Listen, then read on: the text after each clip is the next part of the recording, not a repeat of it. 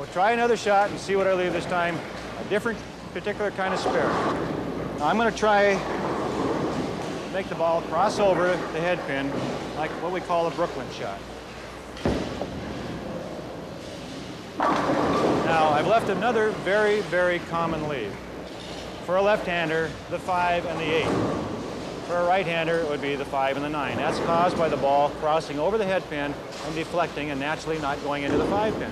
Now, what we have to do here, again, is make a very slight adjustment on the approach. Now watch carefully and I'll show you how to cover this particular spare. Instead of moving left as I did last time to make the ball go to the right, I'm going to move to the right slightly with my feet to make the ball go naturally to the left. So I'm going to move 2 boards on the approach to the right with my feet using the same target to get the ball to go between the 5 and the 8 pin.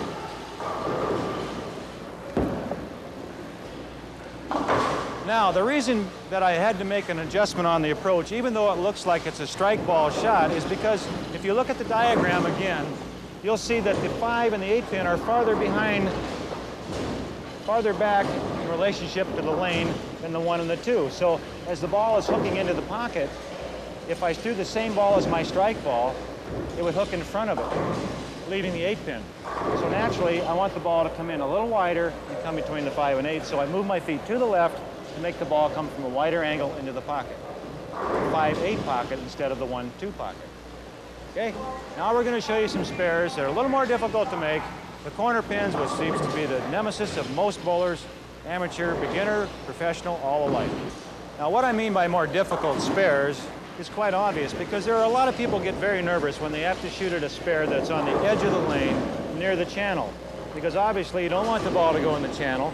And as you saw earlier in my demonstration of the 2 bowling balls, 1 on each side of the pin, that's not there anymore. You've only got the width of the ball and the pin now to knock that pin down. So you don't have both sides to hit. You've cut your target area by a little over 1/3, which is quite a drastic cut.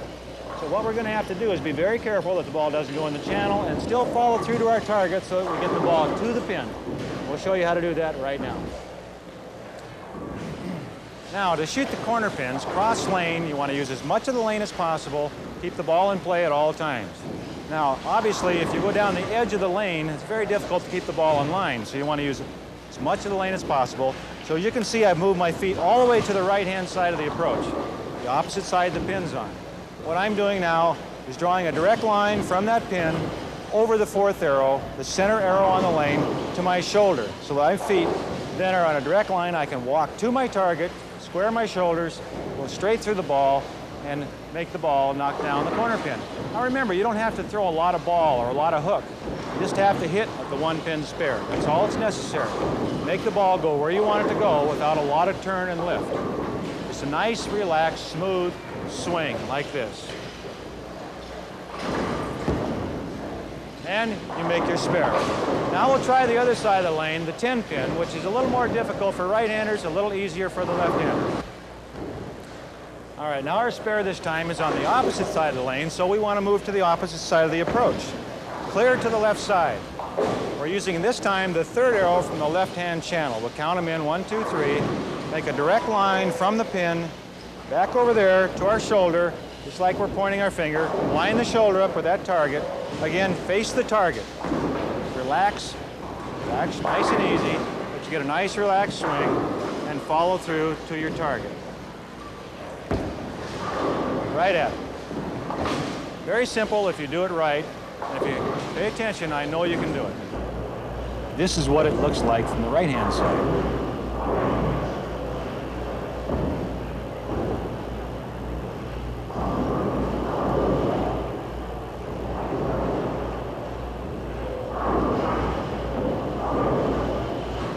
What I meant by more difficult spares is what I'm going to show you right now.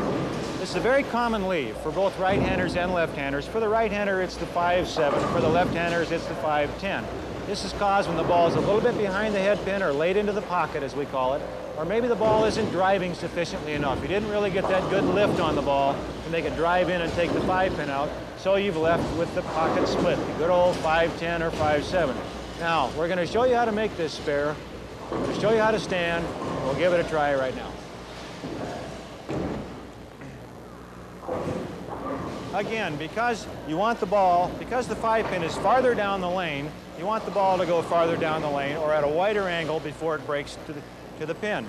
It's farther down the lane than the pocket is what I'm saying. Now, so I'm going to stand with my feet about 2 boards to the right of my normal strike ball. I use my same strike target, making the same release as I would to throw a strike ball, nice and relaxed, and hopefully we'll make the 5-10. Like that. Now, if you do it right, every time, just like we showed you there, most spares get just as easy as the 1-pinners. Let's look at that from the other side.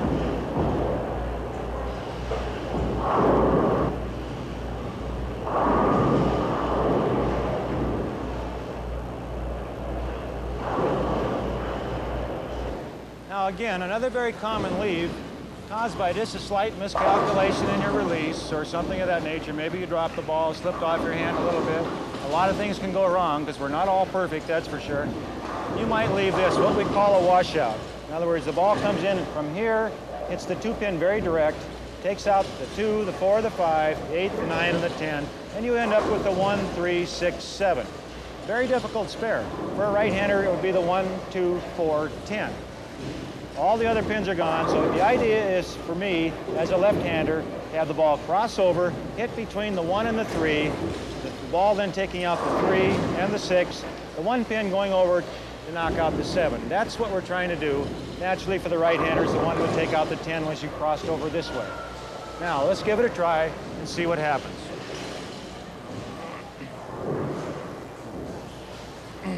Again, it's a very slight adjustment because all I'm going to have to move here from my normal strike position is about 2 boards on the approach, still using my strike target, which is the 2nd arrow.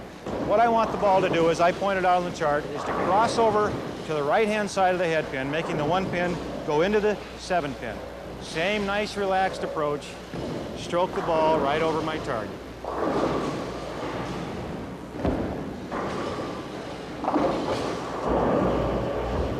This is what it looks like from the right-hand side.